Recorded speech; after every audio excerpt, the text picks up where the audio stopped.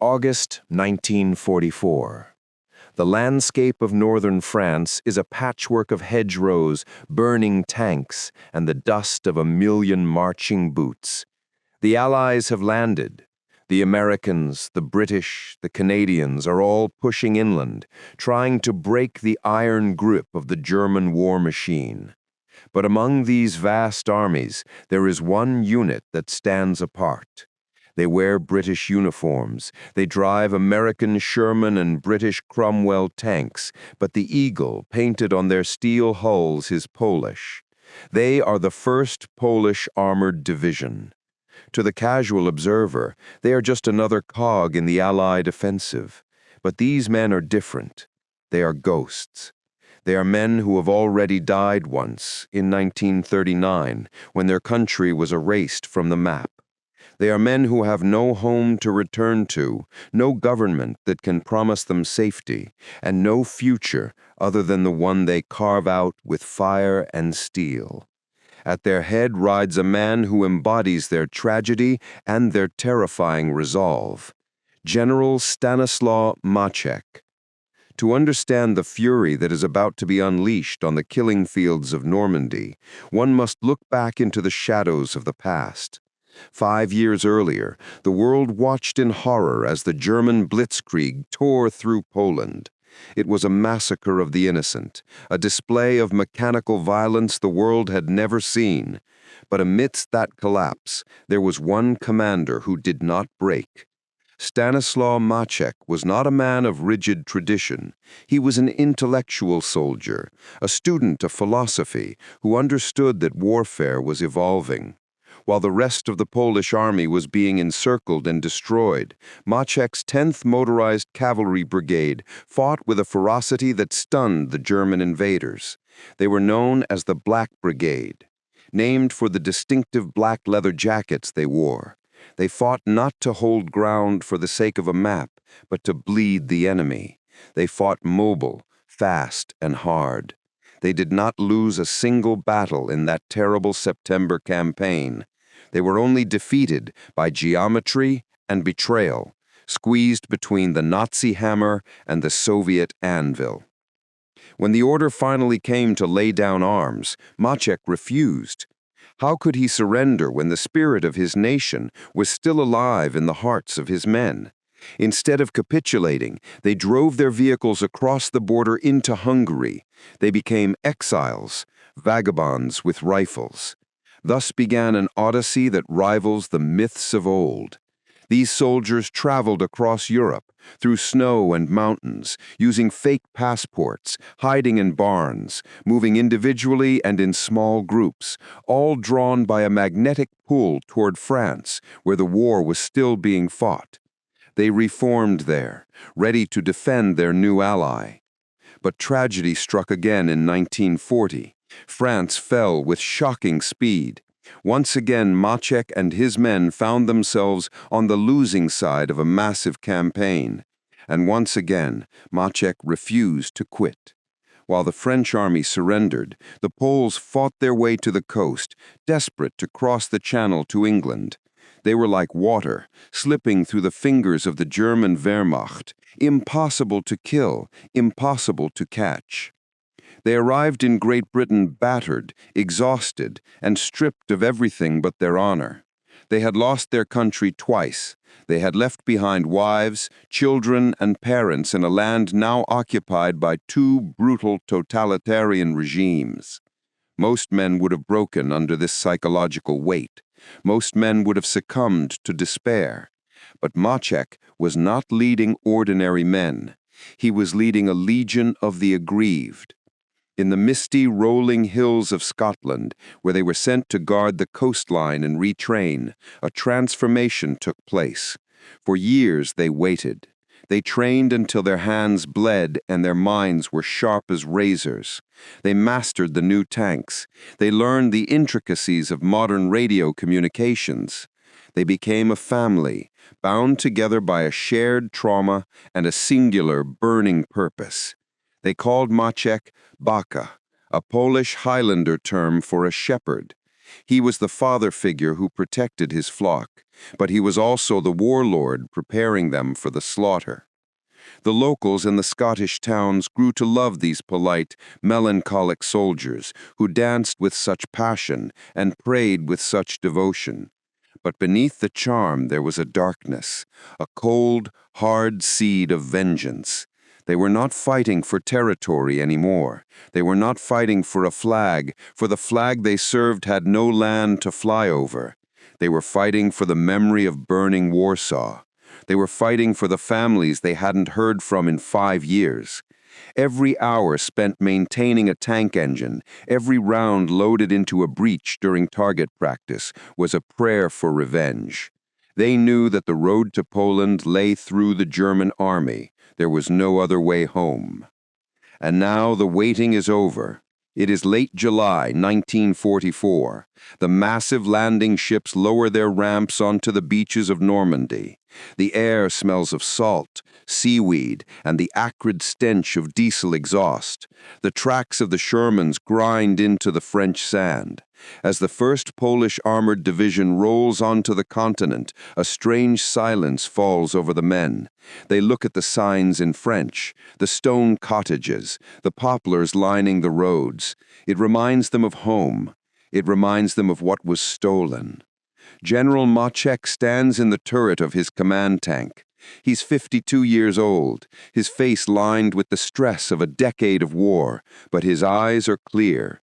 He knows that the Allies are stuck. The Americans are bogged down in the hedgerows, fighting for every inch. The British are hammering against the heavy German defenses around Caen. The front line is a meat grinder. The Allied commanders need a sledgehammer to break the stalemate. They need a force that will not stop, a force that ignores the logic of self-preservation. They need the Poles. As the division moves inland, the reality of the war greets them. They pass the wreckage of earlier battles, burned-out hulls of tanks, bloated cattle in the fields, the shattered remains of villages. The dust is everywhere, a fine white powder that coats their faces, turning them into pale statues. They are moving toward the front line south of Caen. The mission is part of a grand offensive named Operation Totalize. The objective is to break the German lines and open the road to Falaise. It sounds simple on paper, but on the ground it means driving straight into the teeth of the elite SS Panzer divisions. These are not conscripts or old men. These are the fanatical heart of the Nazi military, equipped with the terrifying Tiger and Panther tanks, machines that outgun the Polish Shermans by a significant margin. Maczek gathers his officers. He speaks calmly, without theatrics. He tells them that the time for training is over. He reminds them that the eyes of history are upon them. But more importantly, he reminds them that they are the avengers. They are not here to liberate France, though that will be the result. They are here to destroy the Wehrmacht. The orders go down the line. Engines roar to life, a deafening symphony of horsepower. The ground trembles. The soldiers check their weapons one last time. They touch the rosaries around their necks or the faded photographs tucked into their tunics. The fear is there, naturally. They are human. But overtaking the fear is a grim satisfaction. They have chased the Germans across the map of Europe, always retreating, always defending. Today, for the first time in 5 years, they are driving toward the enemy. Today, they are the hunters. The division spreads out, a steel tide moving through the golden wheat fields of Normandy. The radio chatter is in Polish, sharp and precise. All stations, advance. The lead tanks crest a ridge, and the world explodes. The Germans are waiting. Anti-tank shells scream through the air, tearing up the earth. Machine gun fire rakes the hulls of the tanks. The Battle of Normandy has welcomed the Polish exiles with a storm of fire. But they do not stop. They do not falter. The Black Devils, as they will soon be known by their enemies, press the accelerator. They return fire with a speed and aggression that surprises the German defenders. A Sherman takes a hit and bursts into flames, the crew bailing out into the wheat. Two more tanks surge past the wreck, their guns blazing, crushing a German machine gun nest under their tracks. This is the crucible. The years of frustration, the years of exile in Scotland, the memory of 1939, it all crystallizes into this moment of violence. Maczek watches the battle unfold, directing his regiments like a conductor. He sees the weakness in the German flank. He orders a charge. It is reckless, it is dangerous, and it is exactly what is needed. The Poles smash through the first line of defense. They are through. The stalemate is cracking. But this is just the beginning. Ahead of them lies the city of Falaise, and beyond that, a destiny that will test them to the very limits of human endurance. The trap is being set, a massive encirclement that could end the war in the West, and unknowingly, Maczek and his men are heading toward the cork in the bottle. They are heading toward a hill known simply by its elevation number, 262. The place where the ghosts of Poland will make their stand against the dying fury of the Third Reich. The sun sets on their first day of combat, casting long shadows across the broken French landscape. The night brings no rest, only the distant rumble of artillery and the knowledge that tomorrow the real killing begins. The exiles have returned to the war, and they are not leaving until the job is done. Chapter 2. The Black Devils of Normandy. The baptism of fire in Normandy is not a single event, but a continuous, grinding nightmare. As the First Polish Armoured Division pushes south from Caen, they leave the open beaches behind and enter the suffocating maze of the bocage. This is country made for defense, a chessboard where the hedgerows are the walls and the tanks are the pawns. Every field is a fortress, every copse of trees a potential ambush. The dust is the first enemy. It rises in thick, choking clouds that blot out the sun, turning the summer day into a twilight of gray powder. Inside the steel bellies of the Shermans, the heat is unbearable. The air smells of cordite, sweat, and fear. But the Poles do not stop. They are driven by a momentum that defies military logic. General Maczek knows that speed is their only armor. If they stop, they die. The German forces facing them are not the disorganized rabble the newspapers back home might describe. They are the 12th SS Panzer Division, the Hitler Youth. Fanatical teenagers led by hardened veterans of the Eastern Front. They fight with a desperate ferocity, knowing that for Germany the war is closing in. But they have never met an enemy like the Poles. The British fight with caution, calculating the odds. The Americans fight with overwhelming firepower. The Poles fight with hatred. They drive their tanks with the reckless abandon of cavalrymen, closing the distance, forcing the Germans into close-quarters brawls where the superior range of the German guns matters less than pure nerve. It is during these first brutal days of August that the legend begins to grow. The German radio operators start whispering a new name for this enemy. They call them die Schwarzen Teufel, the Black Devils. It is a nod to the black berets and leather jackets worn by Maczek's men in 1939, but also a testament to their terrifying presence on the battlefield. When the Poles attack, they do not retreat. When a Polish tank is hit, the crew often bails out, grabs submachine guns, and joins the infantry assault. There is a terrifying fluidity to their warfare. They are everywhere at once, swarming over the German positions like angry wasps. But the chaos of war does not distinguish between friend and foe. Tragedy strikes from the sky. In the heat of Operation Totalize, massive waves of American heavy bombers appear overhead to soften up the German lines. The ground shakes as the carpet bombing begins. But the smoke and the dust confuse the pilots. The bombs fall short. They screen down not on the SS, but on the advancing Polish and Canadian columns. It is a massacre. Men who survived the invasion of their homeland and the years of exile are torn apart by their own allies. Burning tanks scatter the formation. The cries of the wounded fill the air. For a moment, the entire division teeters on the brink of collapse. Morale threatens to shatter.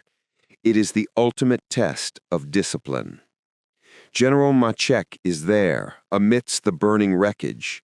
He does not hide in a bunker in the rear. He is in his tank or moving among the men in his jeep, his face covered in soot.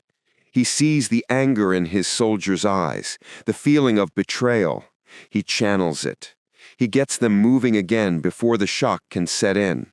He points them south, toward the Germans who are laughing at the Allied mistake. The rage that follows is primal. The Poles pick themselves up from the craters, reboot their engines, and launch an assault so violent that it breaks the German line completely. They take out their frustration on the enemy. They smash through the village of Yort, crossing the Dive River, pushing deeper behind enemy lines than anyone expected. The warfare here is confused and intimate. There are no clear front lines. A Polish tank platoon might find itself surrounded by retreating German infantry. A supply truck might take a wrong turn and drive straight into a Tiger tank. It is a swirling melee of metal and flesh. The Poles excel in this chaos. They are improvisers. They have spent years dreaming of this chance, and they are not going to let a little confusion stop them. They capture German commanders in their pajamas. They steal German supplies when their own run out. They fight with a swagger that unnerves the enemy. By the middle of August, the strategic picture begins to change. The relentless pressure from the Poles and the Canadians in the north, combined with the Americans sweeping around from the south, is creating a massive pocket, a sack. Inside this pocket lies the bulk of the German 7th Army and the 5th Panzer Army. Tens of thousands of men, thousands of vehicles, all being squeezed into a smaller and smaller area. The only way out is a narrow gap between the towns of Trun and Chambois. This is the Falaise Gap. It is the jugular vein of the German army in the west. If it remains open, the Germans escape to fight another day. If it closes, the war in France is effectively over. Maczek studies the maps. He sees the geometry of the battlefield. He realizes that his division is the tip of the spear. They are the ones closest to the gap. The orders come down from Field Marshal Montgomery, but Maczek has already anticipated them. He pushes his men to the limit. They drive for 24 hours straight, fueled by amphetamines and adrenaline. They bypass strong points, ignoring the flanks, driving deep into the German rear. They are operating almost entirely on their own now, separated from the main Canadian force. They are a lone wolf pack, hunting in the dark. As they approach the town of Chambois, the scale of the German retreat becomes visible. The roads below are clogged with an endless river of field gray, horse-drawn carts, stolen French cars, mighty Panther tanks, wounded soldiers hobbling on crutches. It is an army in panic. The dust cloud raised by this retreating horde can be seen for miles. The Poles look down from the high ground and see the target. They are no longer just soldiers, they are the executioners. But to close the trap, they need to seize the high ground that dominates the entire valley. They need to cork the bottle. Maczek points to a ridgeline on the map. It looks like a double-headed mace, a medieval weapon. The locals call it Mont Ormel. The military maps label it simply Hill 262. It stands directly across the German escape route. Whoever holds that hill controls the fate of 100,000 men. It is a suicide mission. To take that hill means being cut off, surrounded by an ocean of desperate enemies trying to break out. It means standing alone against the flood. Maczek looks at his exhausted, dirty, bloodied men. He knows he is asking them to step into the mouth of hell, but he also knows there is no one else who can do it. The Black Devils check their ammunition. They tighten their helmet straps. The engines rev. They turn their tanks toward the hill. The trap is about to snap shut, and they are the bait. Chapter 3. The Closing Trap. The air vibrating above the Falaise Gap is heavy with the weight of strategy. Maczek's relentless push, combined with the American advance from the south and the main Canadian thrust, has shaped the battlefield into a colossal lethal funnel. The German 7th Army and 5th Panzer Army, units numbering over 100,000 men, are now compressed into a tiny burning area. They are caught.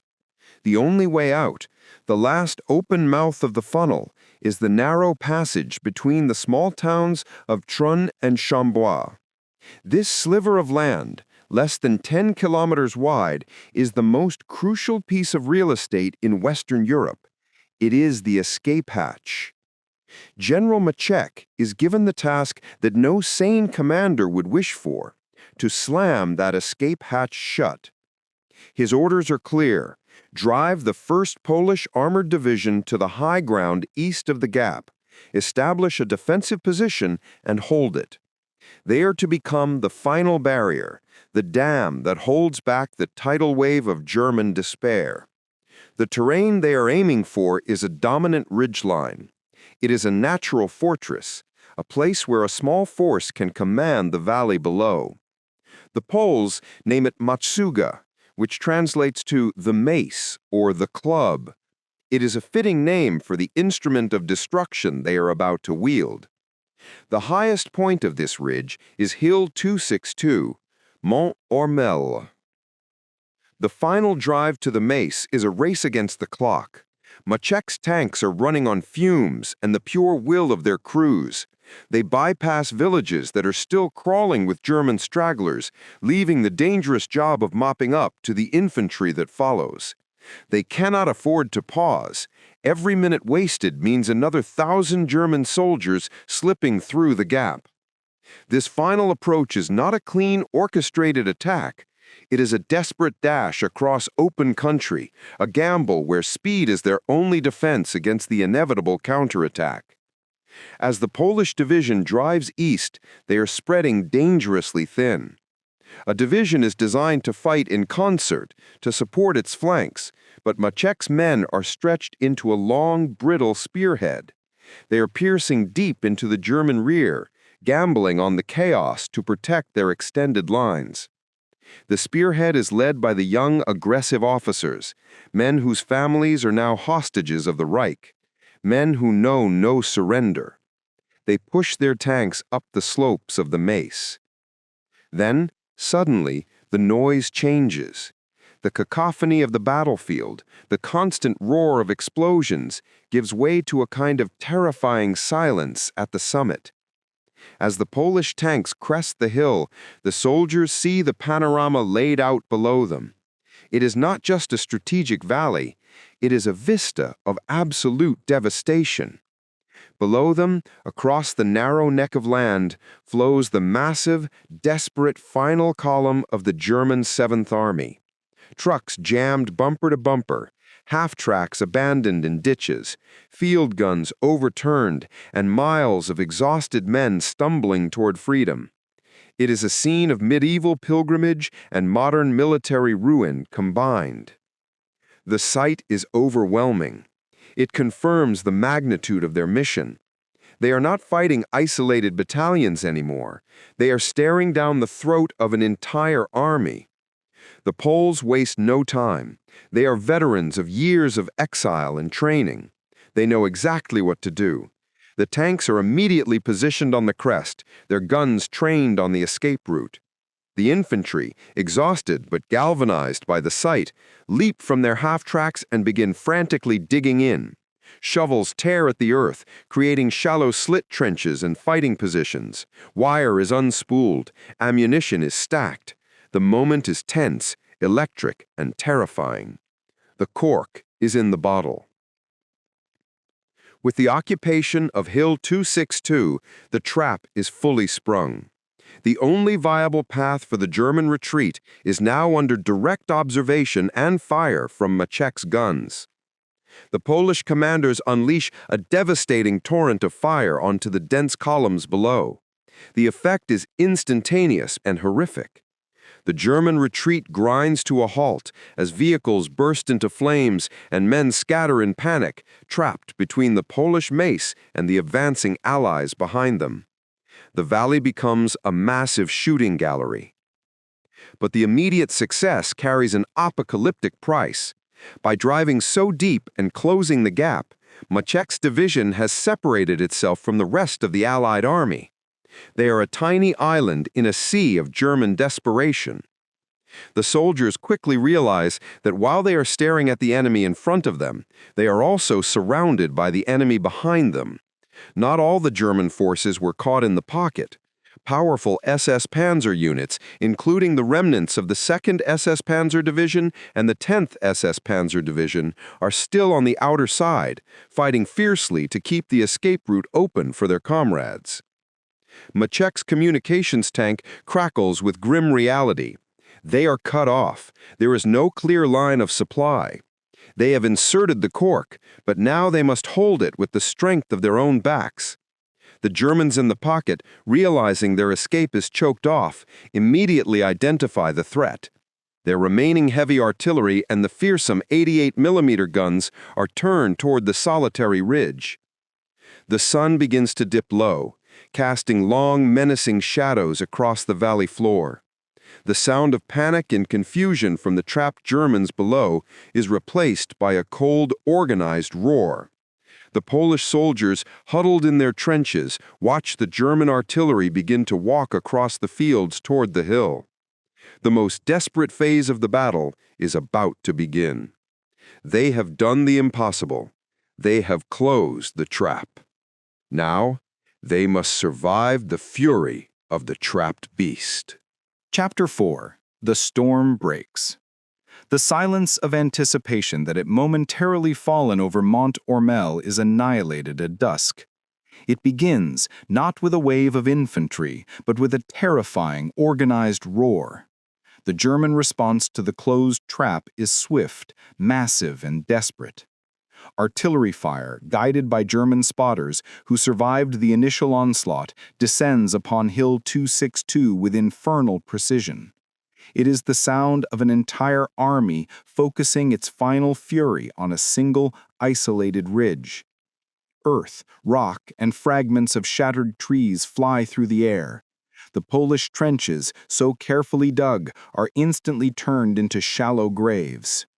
The soldiers of the First Polish Armoured Division find themselves in a unique and terrifying predicament.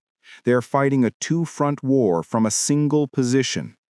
From the east, across the neck of the gap, come the frantic counterattacks of the German forces outside the pocket.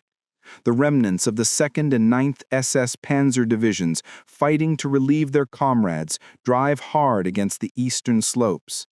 Their objective is to punch a hole through the Polish lines to reopen the escape hatch. Simultaneously, the main threat emerges from the west. From within the pocket itself, vast columns of trapped German infantry, desperate to break out before they are annihilated by Allied air power, begin to climb the hill. These men are not fighting for territory, they are fighting for their lives. They come in waves, a surging human tide, driven by fear and the ruthless discipline of the SS officers leading them. The Polish position is now a lonely rock in a furious, churning ocean of gray and green uniforms. They are fighting in a circle, under a constant barrage, unable to distinguish between the enemy fighting their way in and the enemy fighting their way out. General Maczek's commanders, spread across the two highest points of the ridge, communicate through frayed radio wires and sheer force of will. Every gun, every machine gun, every soldier is engaged. The Polish tank gunners, masters of their craft, depress their barrels and fire point-blank into the advancing German ranks. The roar of the 75mm guns is continuous. They are firing high explosive rounds not at tanks, but into dense masses of infantry, turning the slopes into a charnel house. The tenacity of the German SS units is chilling. They attack with a suicidal ferocity that only total desperation can fuel. They clamber over their own dead, using the corpses for cover. They are determined to take the Mace. Hand-to-hand combat erupts at several points along the perimeter. Polish infantry, many of them small farmers and working-class men from Silesia and Krakow, engage in savage bayonet and shovel fights against the elite, fanatical youth of the Third Reich. The air is thick with smoke, and the visibility drops to mere meters, turning the defense into a series of isolated, brutal struggles for survival. The psychological toll is immense. The Polish soldiers have not slept. They have been fighting continuously for 48 hours, surrounded and under fire. They are parched, their tongues swollen with thirst, as any attempt to bring water forward meets with intense German resistance. They are running on nothing but adrenaline, pure revenge, and the chilling realization that if they surrender, they will be shown no mercy. The SS forces on both sides know the Poles are exiles, and they view them as traitors deserving of execution. Casualties mount with horrifying speed. Radio calls for artillery support go unanswered, as the Polish division is now outside the reliable range of friendly guns. Attempts by the Allies to drop supplies are scattered and mostly fall into German hands, or simply land in the valley below, adding to the German haul. They are alone. The Polish commanders report to Maczek with grim, laconic updates. We are being attacked by both sides. Ammunition is critical. We are holding. Maczek himself, isolated with his command post on the eastern peak, Mont Ormel, sends out the only order possible. Gentlemen, all is lost. I do not surrender. This is not a moment of defeat, but a declaration of defiance. It is the core philosophy of the exiled soldier. If you must die, you die fighting. Their purpose is not to survive, but to complete their mission, to keep the cork in the bottle until the rest of the Allied army can arrive and finalize the destruction of the German 7th Army. As the sun rises on the second day of the siege, the intensity of the attacks does not abate, it increases.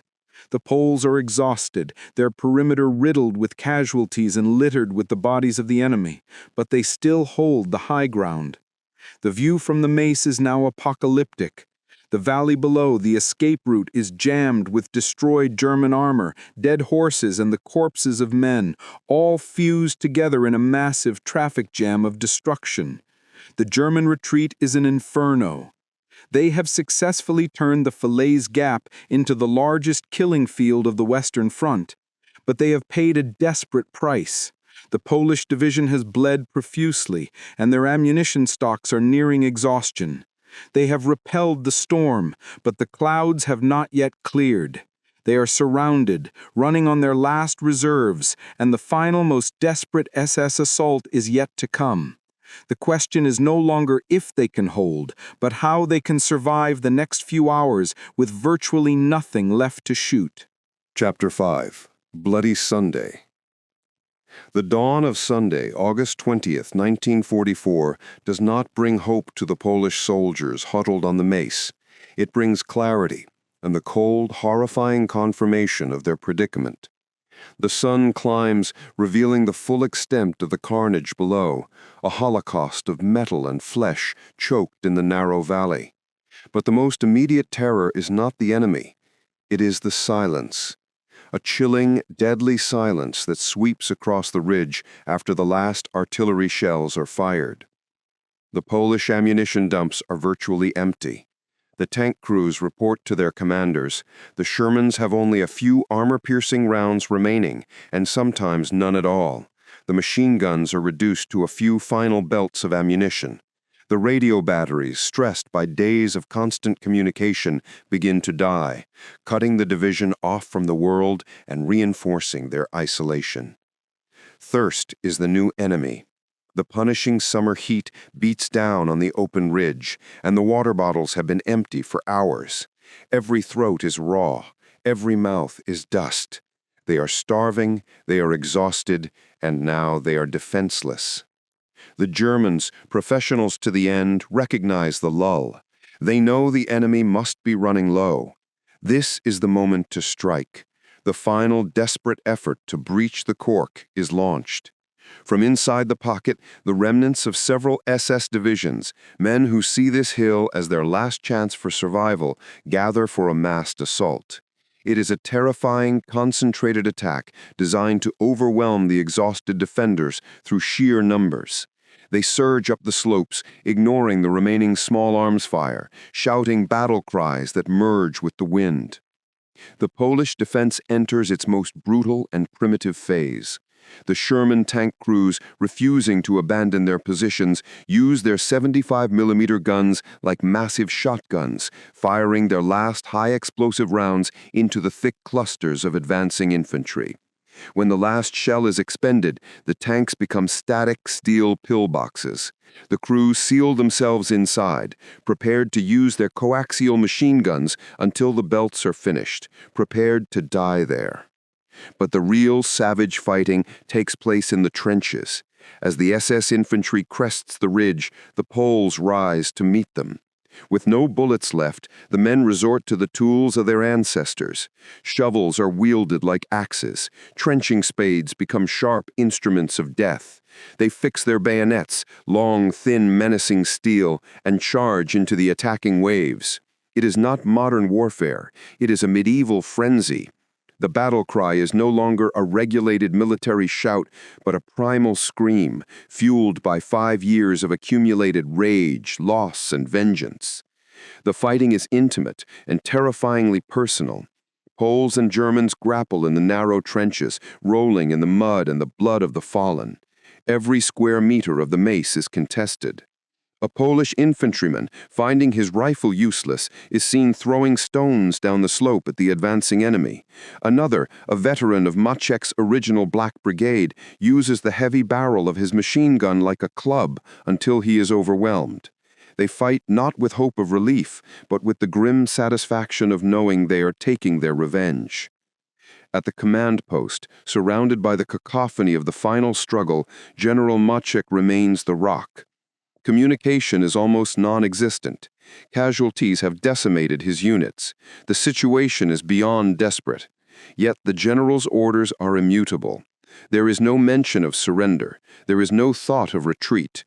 The word whispered among the few officers who still have breath is the general's unwavering commitment. If they are to be overrun, they will die where they stand. They have done their duty. They have closed the gap, and the trapped German army is now suffering the consequences of their entrapment. The intensity lasts for hours.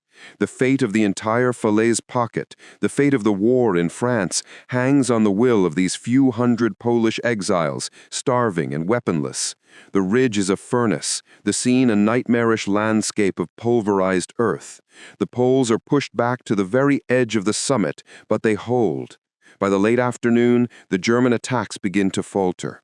The SS formations have bled themselves white in their desperate bid for freedom.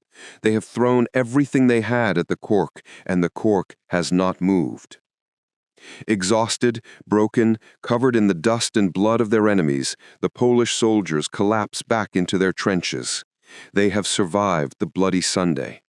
They have stared into the face of total annihilation and refused to blink. They have held the Mace. The cost is devastating. Maczek's division has suffered crippling losses, its effective fighting strength reduced to less than half. They are victorious, but they are also wreckage. They still have no food, no water, and no ammunition. But they are alive. The sound of the retreating German survivors fades into the distance, replaced by a new, more hopeful sound, the distant rumble of Allied artillery, moving closer. The relief is on its way. The long siege of the Mace is over, and the last terrible curtain is about to fall on the German army in Normandy.